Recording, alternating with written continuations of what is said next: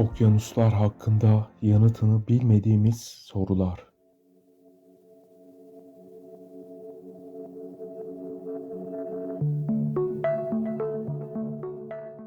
Okyanuslar dünya gezegeninin %70'ini kaplıyor ve ortalama okyanus derinliği 3,7 kilometreyi buluyor.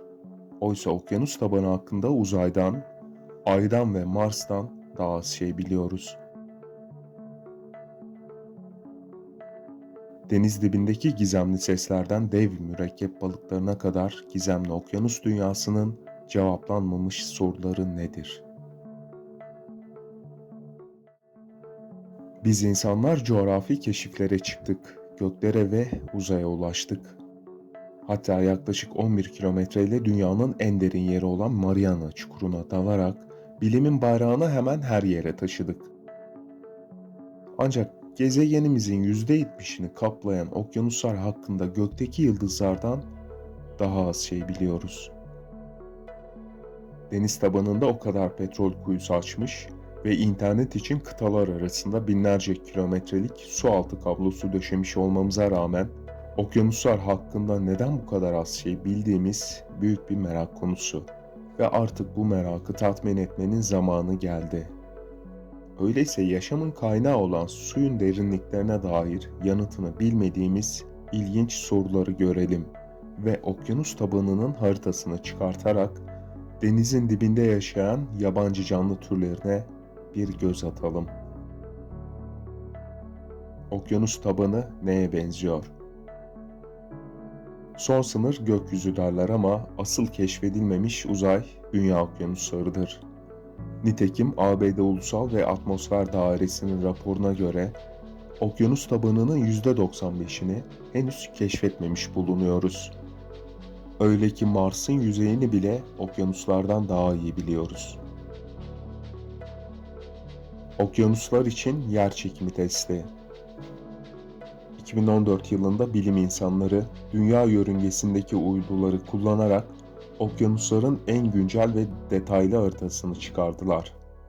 Yer yer derinliği 4 kilometreyi aşan su kütlesine rağmen okyanus tabanını doğru taramak için radar dalgalarıyla çalışan yükseklik ölçer cihazlarıyla donatılmış uyduları kullandılar. Yükseklik ölçerler takılı olduğu uyduyla tam altındaki su yüzeyi arasındaki mesafeyi çok kesin olarak ölçüyor. Öyle ki okyanus tabanındaki kanyonlar ve dağ zincirleri yoğun madde konsantrasyonları oluşturuyor. Bunlar da dünyanın o bölgesindeki yer çekimini hafifçe arttırıyor. Lokal yer çekimi şiddetindeki küçük farklar deniz seviyesinde değişikliklere yol açabiliyor. Örneğin bir su altı dağ zinciri üstündeki deniz yüzeyi ortalama deniz seviyesinden az alçak veya yüksek olabiliyor. Deniz yüzeyindeki bu tür çukur ve yükseltiler kalıcı olduğu için standart okyanus dalgaları ve akıntılardan ayırt edilebiliyor. Böylece okyanus bilimciler dünyanın yerçekimi alanındaki değişikliklere bakarak deniz tabanındaki yer şekillerini saptayabiliyor. Nitekim internette gördüğünüz okyanus haritaları su altında ip sarkıtarak veya sonarla yer şekillerini tarayarak değil de yer çekimi anormalliklerine bakarak yapılıyor. Okyanusları yeni tanıyoruz. Her ne kadar radarları kullanarak dolaylı yoldan okyanus haritaları çıkarsak da bu haritalar çok düşük çözünürlükte oluyor ki harita üzerindeki her piksel aslında 5 kilometrelik bir alana karşılık geliyor. Öte yandan Mars, Ay ve hatta kalın bulutlarla kaplı olan Venüs yüzeyini 100 metrekarelik çözünürlükte taramış bulunuyoruz. Özetle global okyanus haritasını çıkarmış olmamıza karşın okyanusların sadece %95'ini insan gözüyle görmüş bulunuyoruz ve suya dalarak denizaltı maden haritasını çıkarmak veya antik batık kıtaları bulmak istiyorsak bize daha detaylı harita gerekiyor.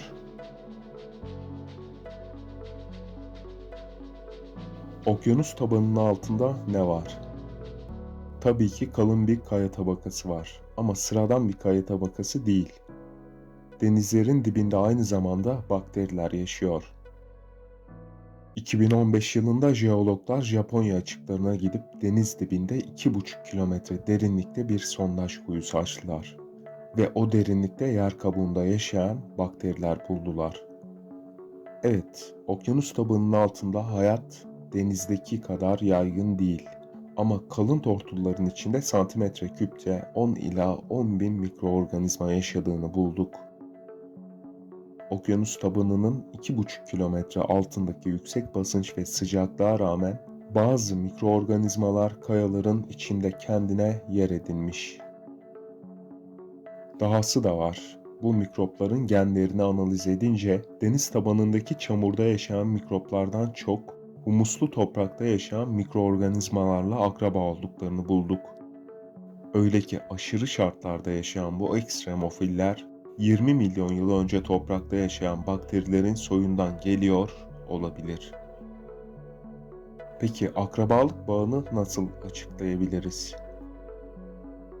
Karaların batmasıyla her ne kadar koca kıtaların batması 1 milyar yıllık sürelerle o da kısmen gerçekleşse de deniz seviyesi dünyanın ortalama sıcaklığına göre değişiyor. Denizler yükselip alçalabiliyor. Bu da kıyı kesimlerinin su altında kalmasını sağlıyor. Tabi nehirlerle denize dökülen bakteriler de var ve bunlar da tortullarla birlikte yer altında birikiyor. Okyanuslar için neden önemli? Yer altındaki bakterileri inceleyerek dünyada eskiden yaşamış ve soyu tükenmiş olan canlıların evrimini ortaya çıkartabiliriz.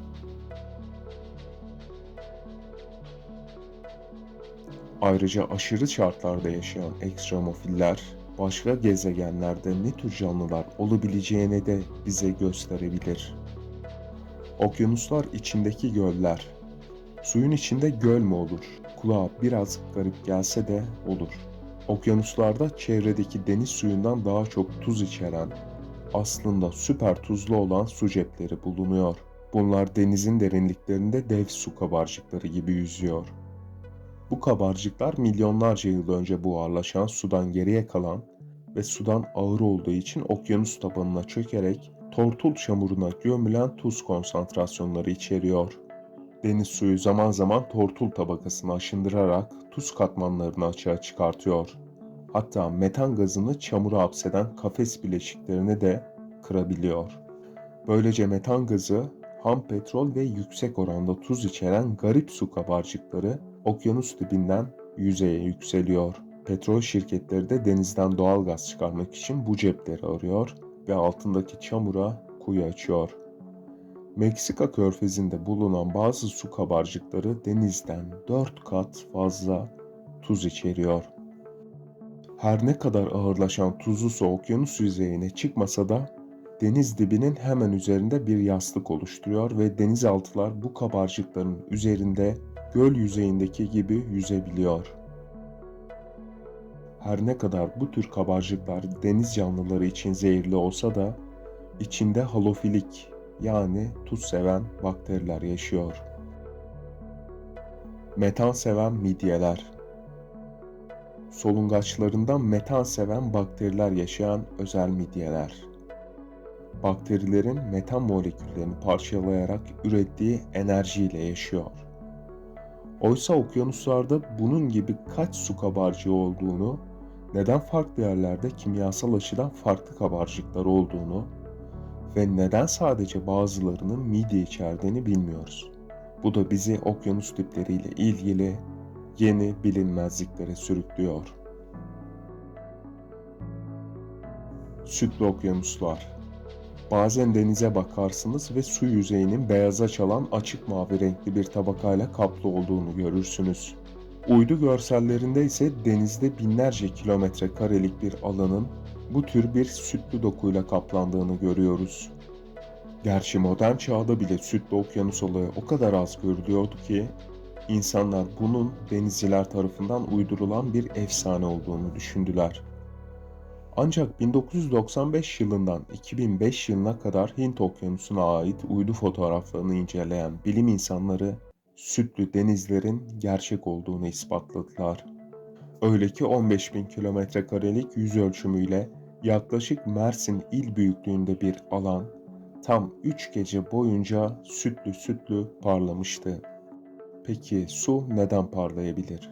En güncel teori, sütlü denizler için ateş renkli alglerin üzerinde yüzen ve biyolojik ışık üreten dev bakteri kolonileri sorumlu tutuldu.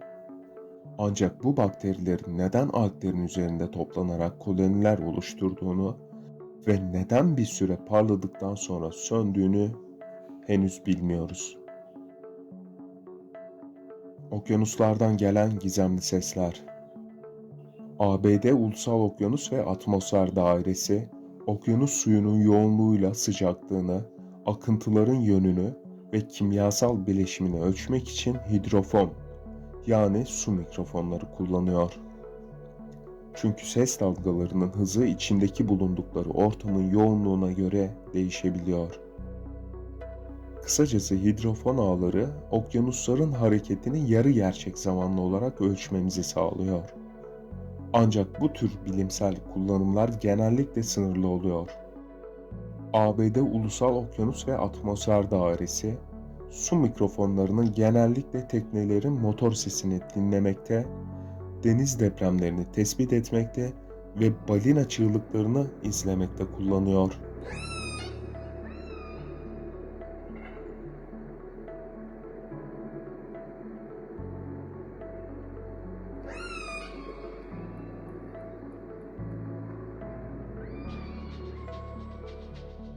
Sonuç olarak su altındaki mikrofonların sebebi belirlenmeyen sesler duyduğu da olabiliyor.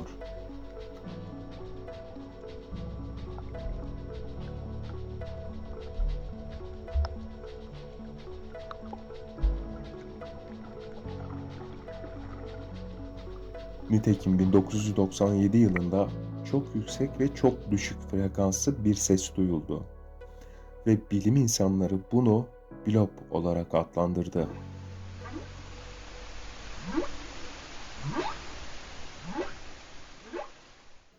Blop, birbirinden 5000 kilometre uzakta olan iki farklı su mikrofonu tarafından duyuldu. Neyse ki bu kez biraz daha şanslıydık ve blop'un gerçek kaynağını tespit edebildik. Bu kadar uzaktaki iki mikrofon tarafından duyulması için çok şiddetli olması gereken bu ses dalgalarına Antarktika kıyısında gerçekleşen bir buz depremi yol açmıştı.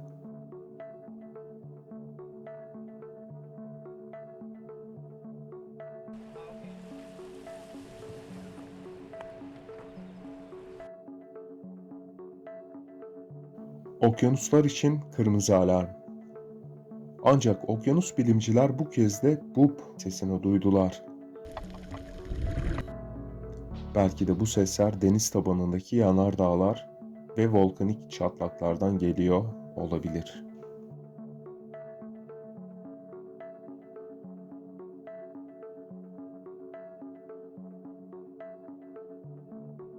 Dev okyanus yaratıkları.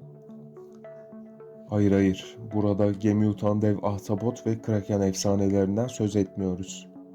Ama gerçek hayatla sınırlı kalsak da sormamız gerek. Neden derin deniz canlıları dev boyutlara ulaşıyor? Bilimsel olarak buna irilik diyoruz ve deniz dibinin karanlık olmasıyla derinlik arttıkça besin miktarının azalmasına hesaba katarsak deniz dibi iriliğini açıklamakta zorlanıyoruz. Japon örümcek yengecinden tutun da dev mürekkep balığı ve dev izopod batlamusa kadar birçok derin deniz canlısının büyüklüğü türüne göre muazzam boyutlara ulaşabiliyor. Belli ki gemi batıran dev ahtapot hikayelerini binlerce yıl boyunca bu tür yaratıkları gören denizcilerin kolektif ve tarihsel bilinci yaratmış olmalı. Deniz dibinde besin miktarının azalmasına karşın bu kez de Bergman kuralı devreye giriyor. Özetle, derin deniz suyu çok soğuk olur ve beden sıcaklığını korumak için de dev boyutlara ulaşmamız gerekir. Bunun da iki farklı sebebi var. İlki, iri cüsseli hayvanlar daha çok ısı üretir ve ikincisi, yüzey alanlarına göre daha büyük hacme sahip olurlar. Kısacası az yemekle daha çok ısınıp vücut ısısını daha iyi korurlar. Küçük şeylerin suda daha hızlı soğuduğuna dikkat etmişsinizdir. Bu da özellikle soğuk iklimlerdeki serin denizlerde yaşamayı kolaylaştırır. Okyanus tabanı ve Kleber yasası. Kleber yasası Bergman kuralları ile ilgili. İri cüsseli hayvanların metabolizması yavaş çalışır ve böylece besin miktarı düşük olan yiyecekler tüketmelerine rağmen hayatta kalırlar. Öyleyse iri cüsseli olmak, derin okyanus diplerinde besin miktarının azalmasına rağmen yaşamayı kolaylaştırabilir. Elbette iri cüsseli hayvanlar 8 kilometre derindeki yüksek basınca da daha dayanıklı olurlar.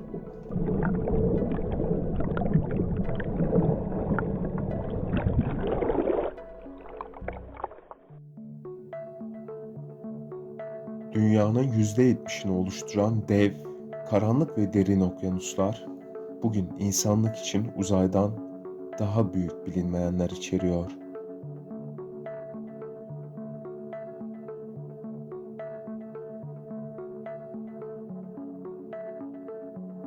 Ama bir gün gelecek ve bizler bilimin ışığında okyanuslarla ilgili yanıtını bilmediğimiz soruları cevaplandırabileceğiz.